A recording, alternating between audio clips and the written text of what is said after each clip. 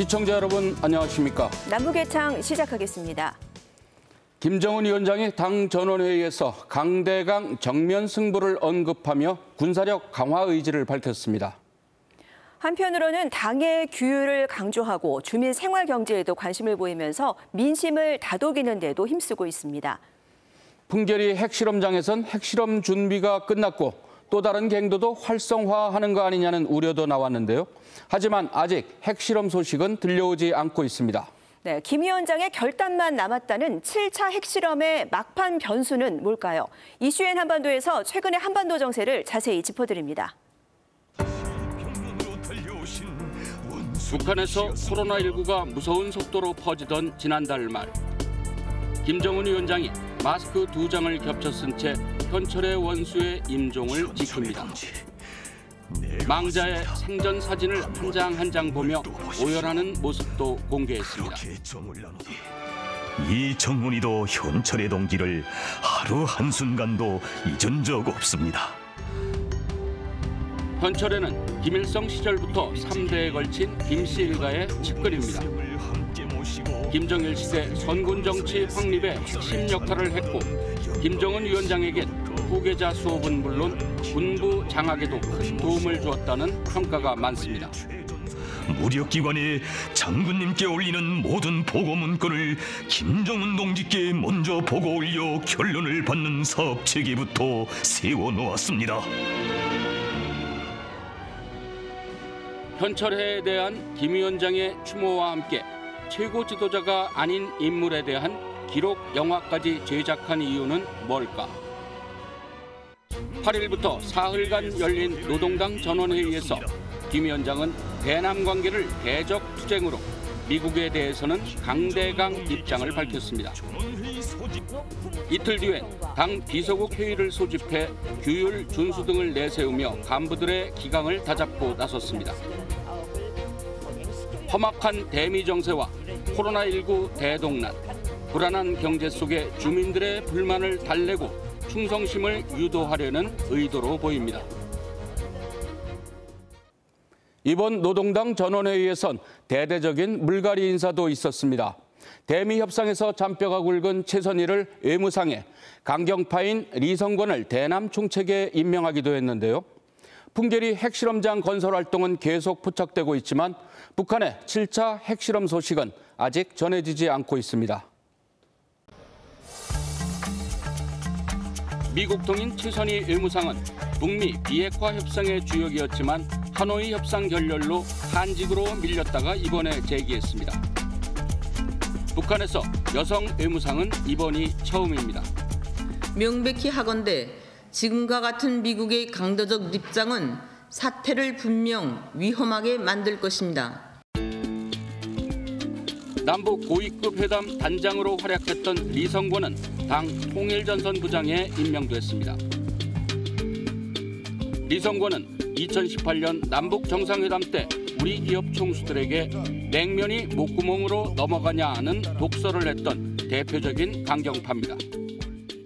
또 뭔가 불신을 저장시키고 또 그런 데서 뭔가 오도할 수 있는 데를 질문하면 앞으로 되진 않겠다고. 어디입니까 소속이? JTBC입니다. 네. 뭐 손석희 선생이랑 잘하는 것 같은데 왜 그렇게 질문하고? 최선희와 리성권을 전진 배치한 것은 당장은 대결적 행보를 중장기적으로는 협상 국면으로의 전환까지 염두에 둔 것이란 분석입니다. 강대강 정면 대결로 가겠다, 대적 투쟁을 하겠다라고 이야기를 하고 있기 때문에 전반적인 노선은 강경이라고 보는 게 맞을 것 같아요. 그렇지만 그럼에도 불구하고 미국이 이제 대화를 주장하고 있는 상황에서는 대화로 갈 수도 있겠지만은 가더라도 호락호락까지는 않는다라는 이야기를 하고 있는 거죠. 김 위원장의 최측근으로 꼽히는 조영원 당 비서는 이번 회의에서 노동당 부장 가운데 서열 1위인 조직지도부장을 겸하게 됐습니다. 김재룡 비서 역시 간부들에 대한 통제와 감시 권한이 강화된 당 중앙검사위원장을 겸직합니다. 거기에 내각 총리의 경험도 있고 당 조직 지도부장의 역할을 했던 김재룡을 앉혔다고 하는 것은 김정은이 그 경제 발전, 당 내에서 대내적으로 어떤 규율을 높이는 데 있어서 상당히 그 정책적인 비중을 높이고 있다. 그것이 어느 정도 만족할 수준에 올라야만이 그 대남 정책이든지 서방, 특히 미국과의 어떤 협상에 나설 수 있지. 그렇지 않으면 사실 하고 싶어도 못 하거든요. 북한이 추가 핵실험을 할 경우 사용될 것으로 전망되는 풍계리 핵실험장 3번 갱도 정비는 모두 끝난 상태입니다. 여기에 4번 갱도 입구 근처에서도 벽체 공사와 관련 자재가 새롭게 포착돼 주목됩니다. 7차 핵실험에 이은 추가 실험용이란 분석과 함께 지난해 큰 비로 유실된 도로 복구라는 판단도 나옵니다. 한미정보당국은 긴밀한 공조하에 관련 시설과 활동에 대해서 면밀히 추적 감시하고 있으며 확고한 대비태세를 유지하고 있습니다. 김 위원장의 결단만 남았다는 핵실험. 장마철을 앞두고 급변하는 날씨가 변수라는 분석도 있습니다. 실제로 북한의 앞선 6차례 핵실험은 모두 6월부터 8월을 피해 이루어졌습니다. 하지만 더 중요한 건 정치적인 판단입니다. 핵실험을 했을 때 미국이 움직여 줄 거냐, 그리고 중국과 러시아가 핵실험을 했을 때도 대북 제재에 반대할 수 있는 명분이 있는 것이냐에 대한 북한의 고민이 있을 것이고, 북한은 현재 코로나19 방역을 절대적으로 중국에 의존하는 상황. 가을에 열릴 당대회에서 집권 연장을 노리는 시진핑 주석으로선 핵실험 같은 돌발 변수를 달갑게 여기지 않을 가능성이 높습니다. 앞서 장준 주 유엔 중국 대사는 중국 역시 북한의 핵실험을 또다시 보고 싶지 않다며 불편한 심기를 드러냈습니다. 지금 러시아나 중국이 유엔 안보리에서 미국이 주도하는 대북 추가 제재를 지금 거부권을 행사하고 지금까지 성공이 안 되지 않았습니까? 근데 만약에 북한이 핵실험을 한다 그러면은 제재가 더욱더 높아지고 그리고 미국 주도의 대중 봉쇄에 명분을 줄 수 있거든요. 북한이 7차 핵실험을 강행할 경우 정부는 미국, 일본과 함께 강력한 유엔 제재를 새롭게 추진하겠다고 밝혔습니다. 미국은 한국, 일본과 협력해서 군사 대비 태세를 조정하겠다는 입장인데요. 북한 핵 위협에 한미일 안보 협력이 강화되는 분위기지만 한일 관계 개선까지는 시간이 걸릴 것으로 보입니다. 새 정부 들어 처음 열린 한미 외교장관 회담. 북한 문제가 한미 양국의 최우선 정책 과제라는 데 공감하고 북한이 핵실험을 감행할 경우 대북 추가 제재를 추진하기로 했습니다. We will continue to keep the pressure on.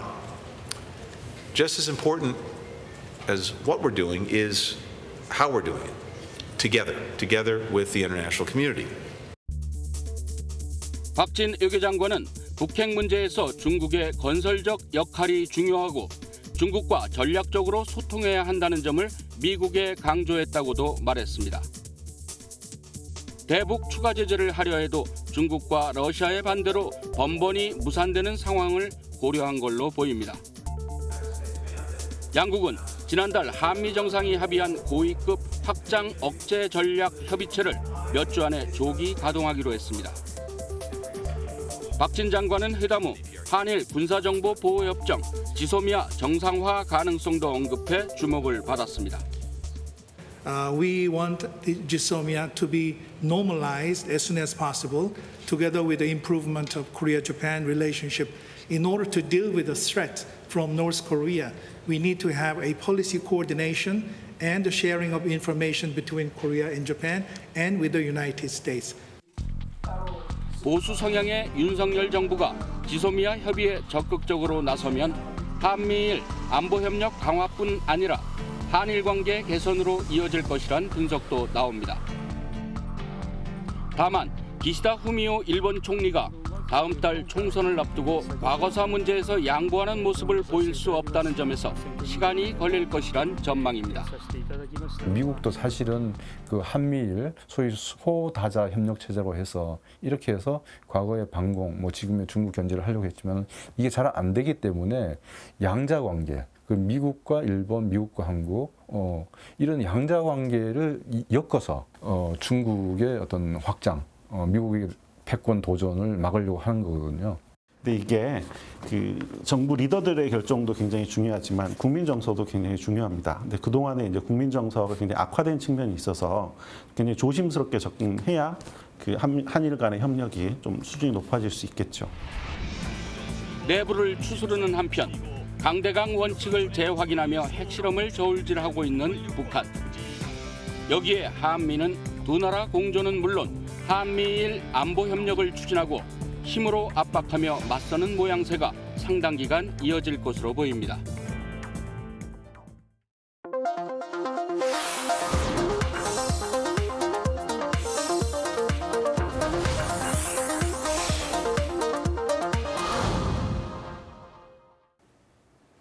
북한이 코로나19 확진자가 발생했다고 공식 인정한 지난달 12일로부터 40일 가까이 됐습니다. 확진자는 감소세에 있고 사망률도 떨어지고 완치율은 올라가고 있다고 하는 게 북한의 공식 통계인데요. 이 수치만 놓고 본다면 북한은 세계적으로 유례를 찾기 어려운 방역 성과를 거두고 있는 겁니다.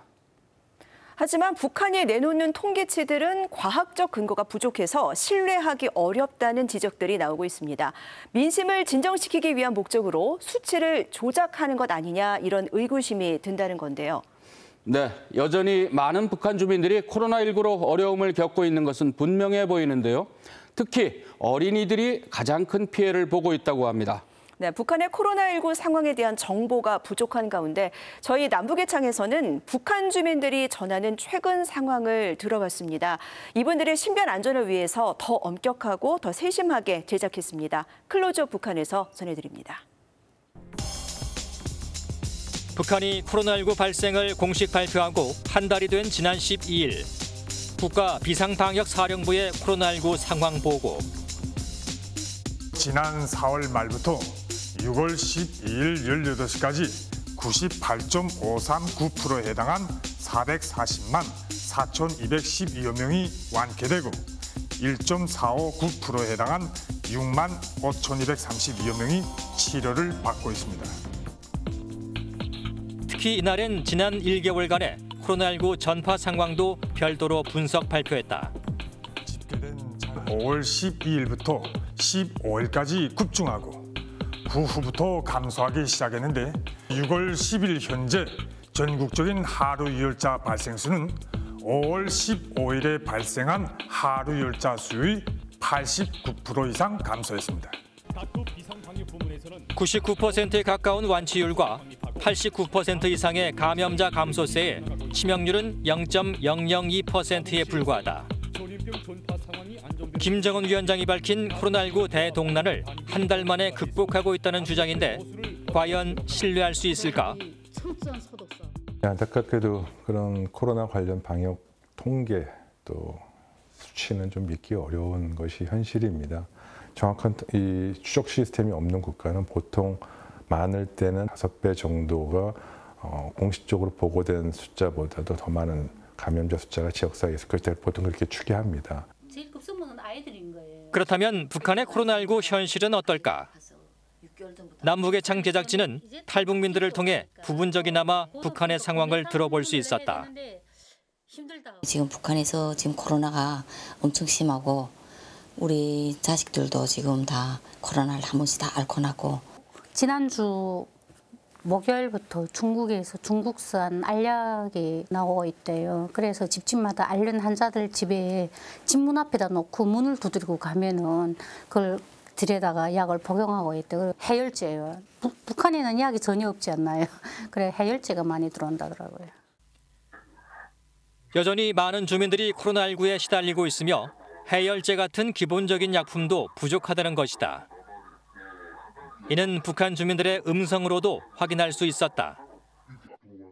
잘 있습니까? 우리 집이랑 코로나로 다 한주씩 다 앓고 났습니다. 집에도 아들 며느리 손녀까지 다 앓고 났단 말입니다. 지난달 말 중국 대북 소식통들이 평양 봉쇄 부분 해제 소식을 전하기도 했지만 일부 지방에선 강력한 격리 조치가 실시되고 있다. 코로나 방역 사전해가지고 육지까지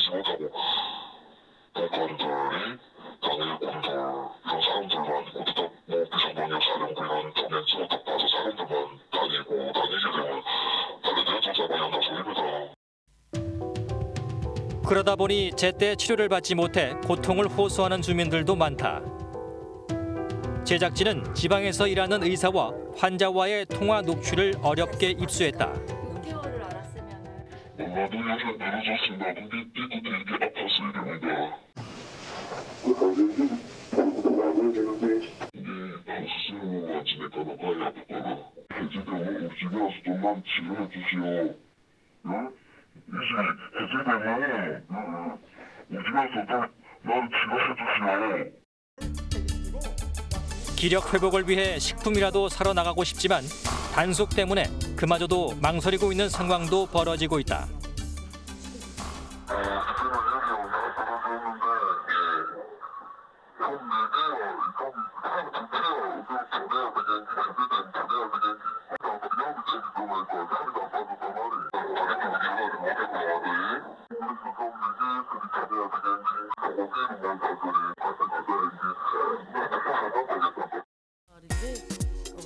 완치자들을 등장시켜 북한식 치료와 관리 우수성을 선전하고 있는 관영 매체의 보도와는 상반된 내용. 전문가는 북한 주민들이 설명한 증상들을 코로나19 후유증으로 진단했다. 보통 이제 이 코로나 걸리면 열이 기본적으로 나고 전신 증상이 있는 거잖아요. 그러면서 이제 좀 심하게 될 때는 체중 감소가 있거나 또 전신 통증, 몸살처럼 통증이 있거나 또 뭐 다양한 증상들이 뭐 있습니다. 그래서 그런데 이런 상황에서 가장 큰 피해를 보고 있는 것은 바로 어린이들이라는 분석이다. 턱없이 부족한 의약품 탓에 민간요법에 매달리는 것은 물론 효과가 의심스러운 약품 제조와 투약까지 이루어지고 있기 때문이다. 아이들이 너무 고열에 기다리는 그러니까 미온수에다가 이제 소금을 해서 한번 끓인대요. 정제를 해가지고 그걸 해서 이제 정맥 주사를 한대요. 뭐 이렇게 죽고 저래도 죽겠는 거. 그 정맥 주사를 할 때 거기다가 페니실린 200cc 나가는 걸 투여를 한대요. 이러다 보니 약물 부작용과 그에 따른 사망자가 발생하고 있는 것으로 보인다. 아이들은 사망률이 한인 민반에서 평균 3명, 4명 네, 그래서 그렇게 하룻밤 사망률이 있대. 와, 저 진짜 그 전화 받고 너무 충격받아서 사실인가니까. 사실이죠. 사실. 북한 당국도 어린이를 대상으로 한 무분별한 약물 치료를 엄중하게 경고하고 있다. 어린이들인 경우에 약물을 과잉으로 쓰다 나니까 허탈에 빠져 사망한다든가 또 항생제를 이제 쓰는 경우에 반드시 과민 반응 검사를 하고 써야 되겠는데 검사를 하지 않고 주사해가지고 사망한 데도 있습니다. 북한 당국이 밝힌 자료를 봐도 코로나19로 인한 어린이 사망률은 이례적으로 높다. 5월 16일 북한 통계 발표에 따르면 전체 사망자 가운데 10살 미만 어린이가 무려 16%를 차지한다. 같은 시기 우리와 비교하면 170배 이상 높은데 그 뒤론 관련 자료도 공개하지 않고 있다. 체력이나 영양 상태가 열악한 상황에서 놓여 있는 그런 상황에서 치료도 제대로 안 되고 또 여러 가지 추가적인 다른 감염의 위험도 높을 정도로 면역력도 저하되어 있고 코로나 이외로 기저질환과 영양 부족과 약제 부작용 모든 부분들이 같이 종합적으로 악화돼서 나타난 것 아닌가 그렇게 생각됩니다. 실제 지난해 유엔 아동기금이 발표한 세계 아동 현황에 따르면 5살 미만의 북한 어린이 가운데 1명이 발육 부진을 겪고 있는 것으로 조사됐다. 소학교 교사 출신의 한 탈북민은 노력 동원에 내몰리는 아이들의 실상도 전했다. 일을 한다 하면은 정말 꿀벌 운동처럼 아이들이 어린 아이들이 다 소래 바게트 들고 나서 뭐 돌 나르기 모래 나르기 이런 일을 시키는 거예요. 그 아이들이 힘이 없이 정말 먹을 게 없을까라 먹지 못하고 다니까 너무 힘든 거 그 상태에서 일하니까나 아이들이 쓰러지는 게 많아요. 성포성 없는 방역 전쟁으로 일각일처가 더없이 긴장하게 흐르던 시간. 한밤중에 긴급 조직된 애기젓가루, 암가루 공급 전투. 최대 비상방역 체계 전환 사흘째인 지난달 15일 북한은 어린이 유제품 보급 상황을 전격 보도했다. 코로나19라는 긴박한 상황 속에서도 어린이들을 챙기는 김 위원장의 애민 정신을 더욱 부각했다. 반찬 어머니가 전화 오게 원신인 배를 위해서 젓가루를 다 공급해 준다고 하더란 말입니다. 그걸 다 담았습니다. 우리 애기 엄마들이 다 울었습니다. 지금도 북한은 코로나19 호전 상황을 전하며 김정은 위원장의 지도력을 부각시키고 있다. 그러나 근본적인 치료나 예방 없이는 코로나19 사태를 극복할 수 없다는 평가가 지배적이다. 우리나라 포함해서 국제사회가 적극적으로 지원과 협조와 연대 정신으로 북한의 여러 상황을 좀 타개하기 위한 지원을 좀 더 심각하게 고민해 봐야 되고요. 또 북한도 이런 부분으로 전향적으로 좀 개방적으로 해서 국민들의 건강과 안전을 위해서 좀 전향적으로 이런 부분들을 좀 개방하는 것이 정말 절실히 필요하지 않을까 생각합니다. 북한의 코로나19 인정 한 달. 평범한 주민들이 전하는 상황은 여전히 막막하기만 하다. 유엔 등 국제사회의 지원 의사마저 외면하는 동안 주민들의 고통은 더욱 커지고 있다. 북한의 코로나19 상황이 여전한 가운데 황해남도 해주시와 강령군 일대에서 800여 세대가 급성 장내성 전염병에 걸렸다고 북한 관영 매체들이 16일 전했습니다. 장내성 전염병은 장티푸스, 이질, 콜레라 같은 병원체가 장의 점막에부터 여러 질환을 일으키는데 북한 당국은 강도 높은 소독 사업 등을 진행하고 있습니다. 이에 대해 김정은 위원장이 부인 리설주 여사와 함께 15일 가정에서 마련한 약품을 노동당 황해남도 해주시위원회에 보냈습니다. 16일엔 김 위원장의 여동생 김여정과 핵심 측근들인 조영원, 리일환, 현송원 등이 의약품을 해주시 등 전염병 발생 지역에 기부했다고 조선중앙통신이 17일 보도했습니다.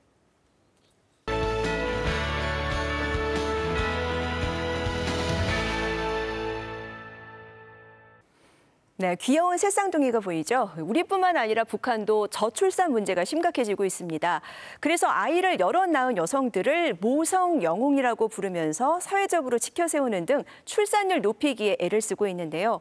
최근 북한 TV에서는 올해 10살이 된 새쌍둥이의 근황까지 전했습니다. 함께 보시죠. 서로를 꼭 닮은 새 아기가 나란히 앉아 있습니다. 지난 2012년에 태어난 북한의 415번째 새쌍둥이 경성, 경진, 경운입니다. 위대한 수령님의 탄생 100돌시 되는 4월 15일을 앞두고 415번째의 새쌍둥이가 태어난 것은 온 나라의 경사였습니다. 최근 조선중앙TV는 10년이 흘러 어엿한 초등학생이 된 새쌍둥이의 근황을 전했습니다.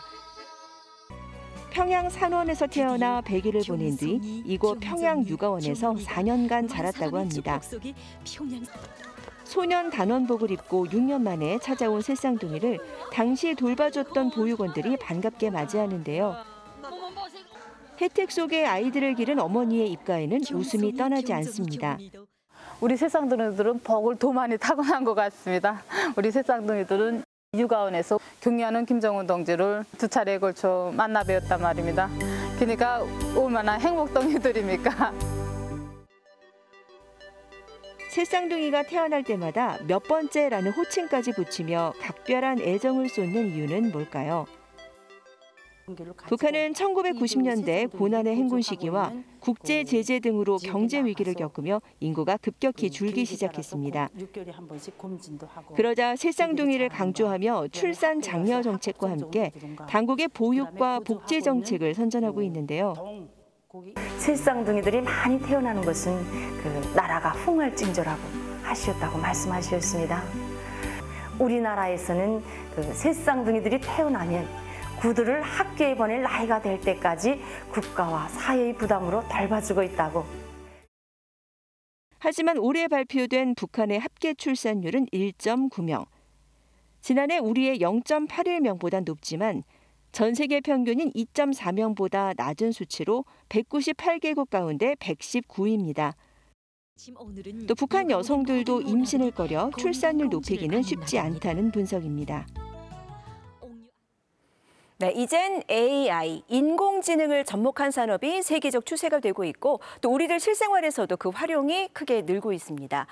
요즘 북한에서는 어린이들이 AI 로봇의 도움을 받아서 각종 로봇을 제작하고 있다고 하는데요. AI를 어린이 교육에 적극 도입한 현장으로 함께 가보시죠. 살짝 어색해 보여도 로봇이 사람처럼 팔을 휘저으며 춤을 춥니다. 대학에서 개발한 어린이 교육용 로봇인데요. 학생들의 지능 개발을 위해 AI, 인공지능 기술이 적용된 로봇을 도입한 겁니다.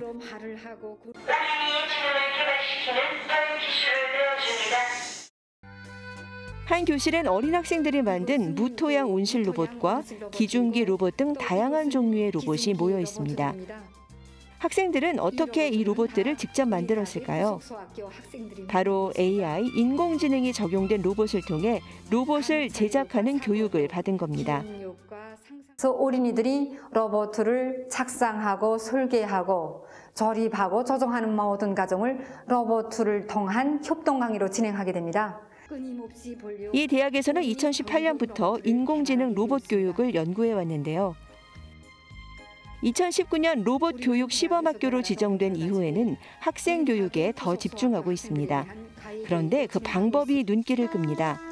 8, 9살의 아이들이 개 이름을 맞히며 주산으로 수학 문제를 풀고 암산을 하며 외국어로 대화를 나눕니다.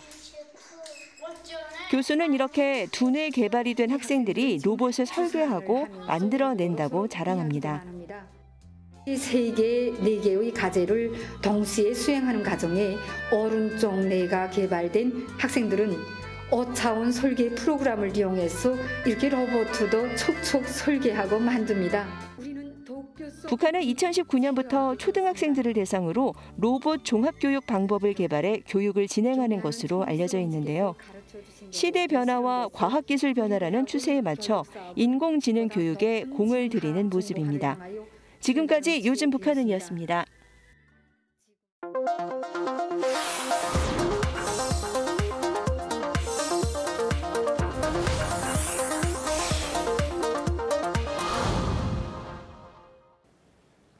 북한 음식 하면은 시청자 여러분들은 어떤 게 먼저 떠오르십니까? 여름철이니 평양냉면, 함흥냉면 이렇게 답하시는 분들 많을 것 같은데요.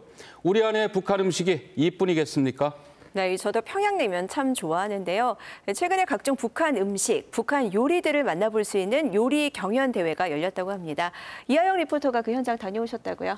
네, 군침이 돌고 또 눈까지 황홀해지는 색다른 현장에 다녀왔습니다. 바로 입맛 통일 요리 대회였는데요. 그런데 두 분 혹시 우메기라는 음식 아시나요? 우메기요? 저는 처음 들어봅니다. 글쎄요, 저도 과메기는 들어봤는데 우메기는 못 들어봤네요. 네, 제가 잠시 후에 알려드리도록 하겠습니다. 이처럼 우리에겐 생소하지만 북한에선 즐겨 먹는 다양한 음식과 요리를 이곳에서 만나볼 수 있었습니다. 대회 참가자들이 식탁에서나마 먼저 통일을 이루고 싶다며 북한 음식들을 재해석해 각종 요리를 만들었는데요. 이 현장 함께 만나보시죠.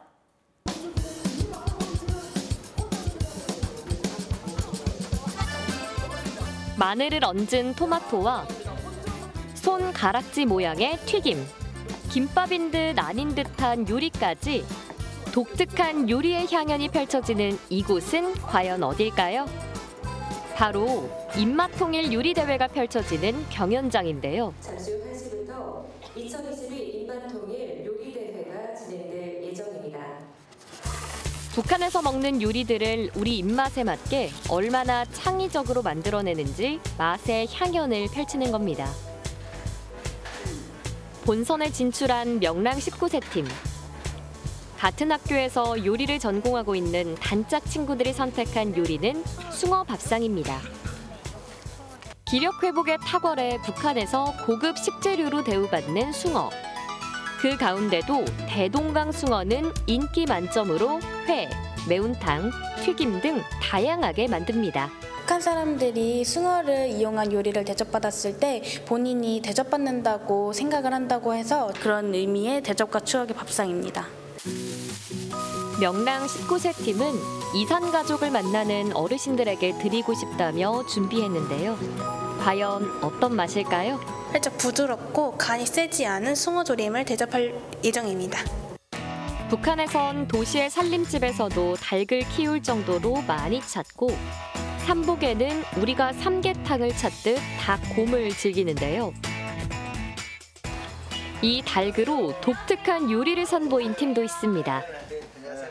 한반도에 치킨을 만들어서 온 북한 사람들도 남한 사람도 같이 이렇게 다리를 놓으면서 드실 수 있게끔 이런 포인트를 넣었습니다. 한반도가 치킨을 품다라는 팀명은 통일의 의미를 담고 있는데요. 경찰관과 요식업을 하는 두 친구가 함께 나섰습니다. 동료분들이 웃더라고요. 처음에는 제가 이제 관심 있고 좋아하니까 결과를 한번 봐라, 요리 대회 나가니까. 그랬더니 조금 의아하게 생각을 하는데 아마 내심 기대하지 않을까 생각해봅니다. 예. 나이도 하는 일도 너무 다른 참가자들이 색다른 요리 경연을 펼치기 위해 한자리에 모였습니다. 조금 전에 대회가 시작됐는데요. 저도 굉장히 긴장이 됩니다. 과연 북한의 식재료와 남한의 조리법이 만나 어떤 음식이 탄생할까요? 네, 참가자분들은 지금부터 조리를 시작해 주시길 바랍니다. 시작을 알리는 신호와 함께 본선 경연의 막이 올랐습니다. 최종 진출한 팀은 모두 9팀. 팔뚝만한 숭어를 손질하고 갖가지 채소를 칼질하는 경쾌한 소리가 대회장을 가득 메웠는데요. 주어진 시간 안에 요리를 완성하기 위해 무엇보다 중요한 건 팀워크입니다. 고두 뿌려. 고두. 싸우시는 건 아니죠? 네. 우리 원래 이래요. 시골에서. 친구들끼리 막. 모두가 분주한 사이 만두를 빚는 익숙한 풍경도 보입니다. 닭 간 거와 돼지의 지방이랑 그리고 여러 가지 채소들 넣어가지고 속을 만들었습니다. 북한식 만두는 우리와 속재료는 비슷하지만 모양이 살짝 다르다고 하는데요. 다른 팀에서는 깨끗하게 손질된 고기가 눈에 띕니다. 닭인가 싶었지만 토끼인데요. 토끼 고기와 육수를 밥솥에 넣고 푹 고아서 곰탕을 만든다고 합니다. 원래는 3시간에서 4시간 정도를 푹 고아줘야 되는데 대회는 규정상 90분의 시간이 있기 때문에 최대한 빨리 해서 한 1시간 이상 정도는 가열하도록 노력했습니다. 토끼 뱃속에 밤과 대추 등을 넣고 찐 토끼곰 요리는 북녘에선 닭곰 못지않은 대표 보양식입니다. 고소한 냄새를 따라 도착한 곳엔 약과를 떠올리게 하는 전통 음식 우메기도 있는데요. 북한에서 주로 먹는 음식이 뭔가요? 네, 북한의 개성 음식의 이거 대표적인 음식입니다. 찹쌀가루에 막걸리를 넣어 반죽한 뒤 기름에 지져 만드는데 달달한 맛이 일품이라고 합니다. 지난 70여 년의 세월 동안 남과 북은 서로 조금은 다른 입맛에 길들여졌을 텐데요. 이 입맛을 통일할 음식은 어떤 걸까요? 지금 확인해 보시죠. 요리를 마친 참가자들이 한숨 돌리는 사이 식탁에는 완성된 요리들이 하나 둘 올라갑니다. 정성이 깃든 요리를 맛본 심사위원들은 어떤 평을 내놓을까요? 굉장히 가슴이 뭐라 그럴까 짜릿하다고 그럴까 그런 기분이었습니다. 더할 나위 없이 모두 훌륭했다는 요리들. 하지만 그래도 순위는 가려야겠죠. 과연 대상은 누가 차지했을까요? 오늘 대상의 주인공은 바로 통일 요리사들 축하드립니다.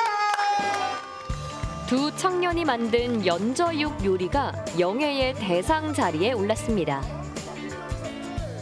연저육은 돼지고기에 갖가지 양념을 넣고 삶은 음식으로 임금에게 바친 궁중 요리로 통하는데요.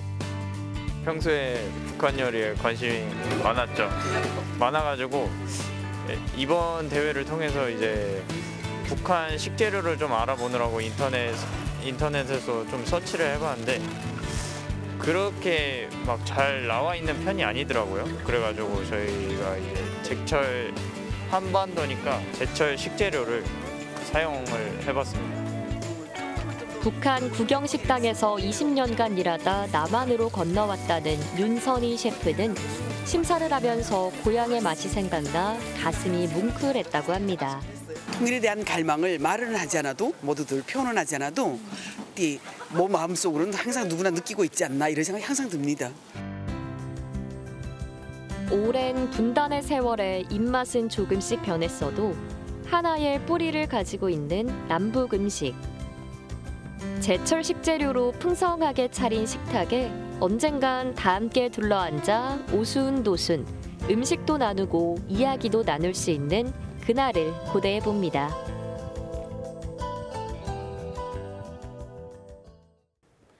우리는 반려동물 양육 인구 1,500만 명 시대라고 하는데요. 북한 주민들도 이렇게 개나 고양이 등 반려동물을 키우고 있을까요? 네, 유튜브로 전해드리고 있는 남북의 썰에서 북한의 반려동물에 대한 궁금증 시원하게 풀어드립니다. 저의 강아지 루이도 함께 나왔는데요. 함께 보시겠습니다.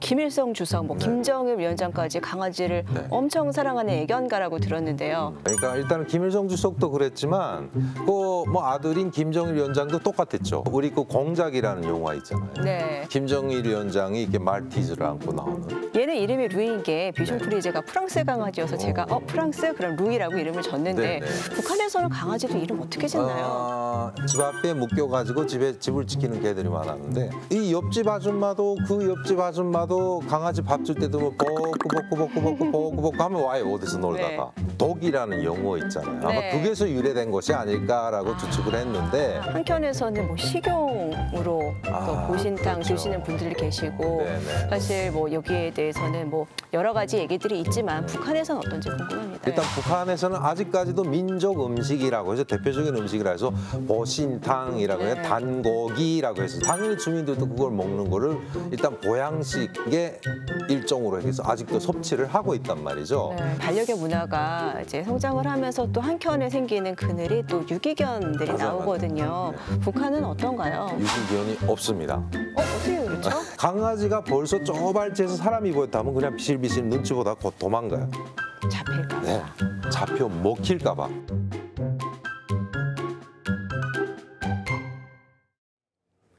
호주의 한 연구소가 2022년 올해 평화로운 나라 순위를 발표했는데요. 조사 대상 163개국 가운데 우리는 43위, 북한은 전쟁 중인 우크라이나 바로 앞에 152위입니다. 지금 우리가 어떤 땅에서 살고 있는지 이 순위가 말해주고 있습니다. 네, 초지에서 염소를 기르는 시골 처녀들의 모습을 예쁜 무용으로 표현한 북한 영상이 들어왔습니다. 이 영상 전해드리면서 저희는 남북예창 오늘 인사드리겠습니다. 고맙습니다.